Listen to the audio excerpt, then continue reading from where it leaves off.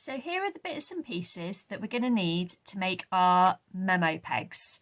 First up, we're obviously going to need some pegs. Now ideally you want wooden pegs for this, because what you'll find is that the glue doesn't really want to stick to plastic pegs. So if you've got a couple of wooden pegs like this with nice flat sides, these are absolutely perfect. We're also going to need a couple of little magnets, one for each peg.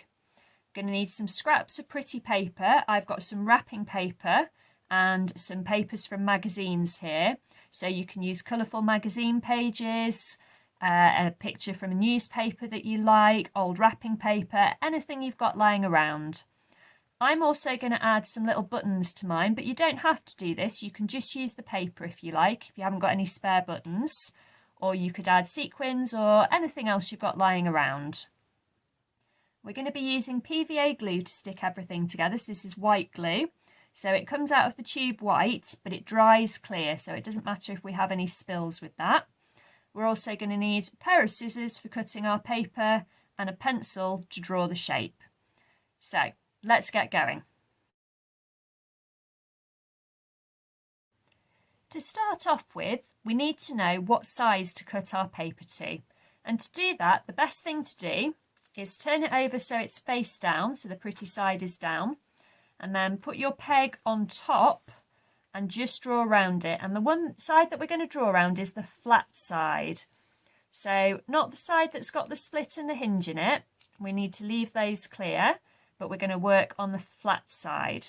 Okay, so pop it down onto your paper and just carefully draw around with your pencil. Okay, so now we've got a mark that we can follow to cut out. So that's our next job, is to cut out that strip of paper. And you can make it a little bit bigger than your peg. You don't really want the edges of the peg to show, so it's better to cut it a little bit bigger. You can always trim it down. So I've got my strip of paper there. And you can see it really doesn't take much paper. So if you've got a pack of pegs, you could do a whole set. Do lots of different things. And what I'm going to do is with my PVA glue, and I'm just using a bit of scrap card as a spreader. I'm just going to cover this flat surface, the same one that we drew round. Really cover it, give it a good coat of this glue. I want all of that surface to be covered. Be really generous with the glue. Don't put a thin layer on, put a nice thick layer on for this. Once you've got your thick layer of glue on, then you pop your paper on top and carefully pat it down.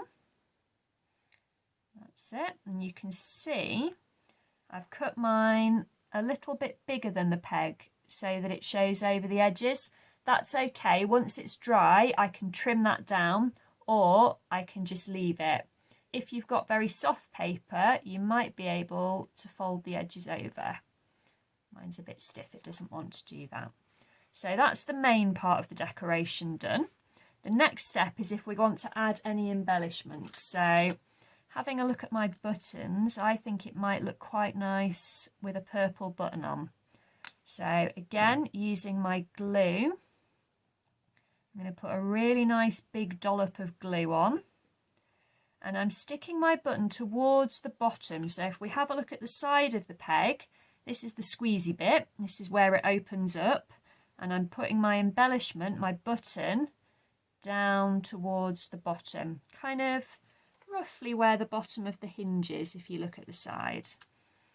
And I'm going to squidge that on, and what I'm going to do is I'm going to push it down so that the glue starts coming up through the holes to anchor it, and I'm going to put a little bit of glue in the centre as well. Remember, this dries clear, so we won't see it. Make sure that paper edge is nicely stuck down, and I'm just going to leave that to dry, and once it's dry, we'll be ready for the next stage. While you're waiting for it to dry, you could make a few more, or you can go and have a cup of tea, or do whatever you like. When your glue's dried and your paper and your button are firmly attached, we're ready to finish off our memo pegs by sticking the magnet onto the back. And we're going to stick the magnet at the top, the bit that squeezes together, on the back, so on the opposite side to the side that we've decorated at the top. Before we stick it on, we just need to do a quick check with our magnet. So I've got my metal tin lid here.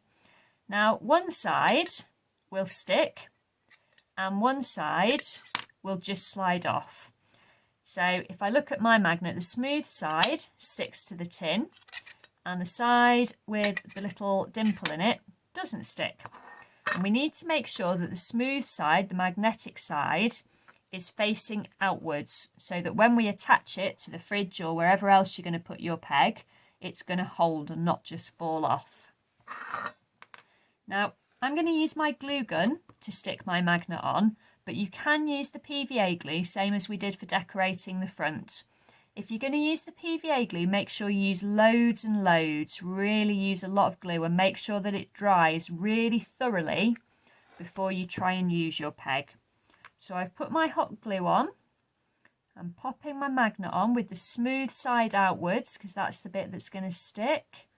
Now press it on nice and firmly, allow it to dry for a couple of seconds and then get my tin lid again and check. So now that's nicely attached and ready to be used. So I can squeeze the ends together like that and use it to hold my memos or my hairbands in this instance, or whatever it is you want to use your memo pegs for.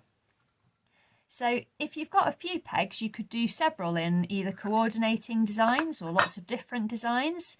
You could give them away as gifts to people or just use them to hold all your handy notes and receipts and tickets and things on your fridge at home. So have fun and don't forget to show us how you get on, and happy making!